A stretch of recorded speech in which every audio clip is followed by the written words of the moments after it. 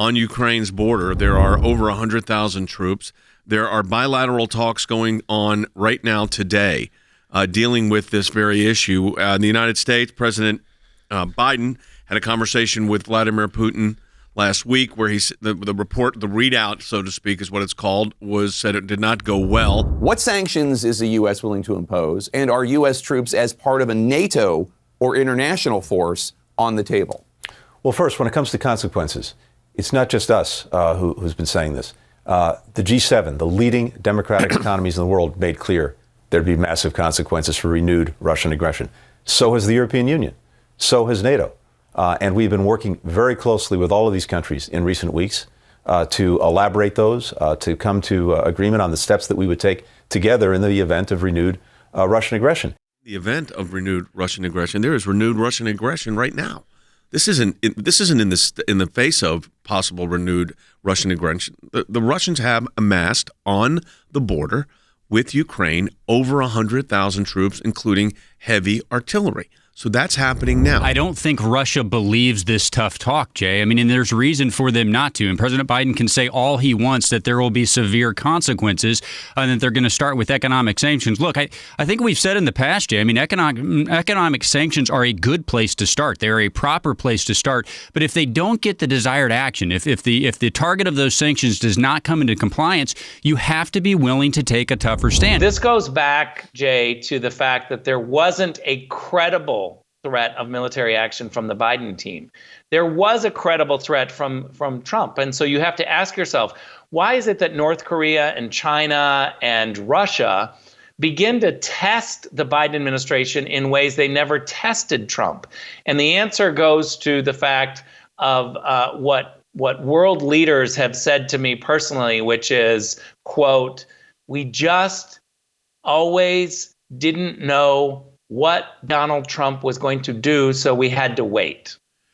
And therein lies the credible threat of military action. What can we bring to the table that will actually deter Putin and stop this potential invasion? Because many people believe that because of his demands concerning NATO, that he knows we're not going to agree with that, and so it's a pretext that he will invade. What are the things we can bring to the table that might get his attention so that he will not invade? So there are so many things we can do that increase his costs, but we've not demonstrated any willingness to do them. When he had permitted from his soil our pipelines in the southeast of the United States to be shut down, we did nothing. When he now is becoming one of the primary providers of the resilient level natural gas inside of Germany, Nord Stream 2 pipeline, when you see the Democrat Party talking about shrinking the defense budget, there are so many things that we can do that make it clear it's just going to be too costly for him. That includes, of course, arming the Ukrainians, giving them the tools that they need to push back and make it expensive, to make sure that Russians will have to fight and die if they try to do what they did in Crimea. Those are the things one can do to change the calculus, the math for Vladimir Putin. To date, the administration has not demonstrated their willingness to do that. Is Vladimir Putin trying to reestablish basically a Soviet Union? Take a listen. This is Jake Tapper interviewing the Secretary of State. Former Defense Secretary Leon Panetta said a few years ago that what he believes drives Putin is a desire to restore the old Soviet Union. Do you agree?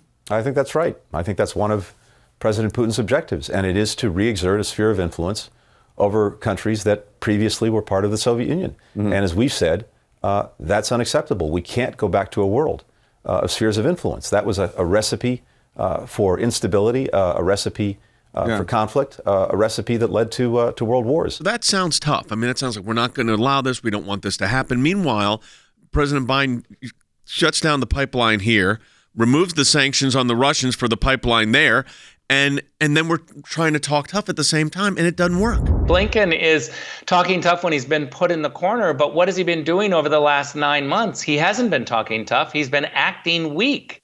And that's the whole problem that I have when people say in a very real and right way, which is, why is this current crisis in Ukraine our problem?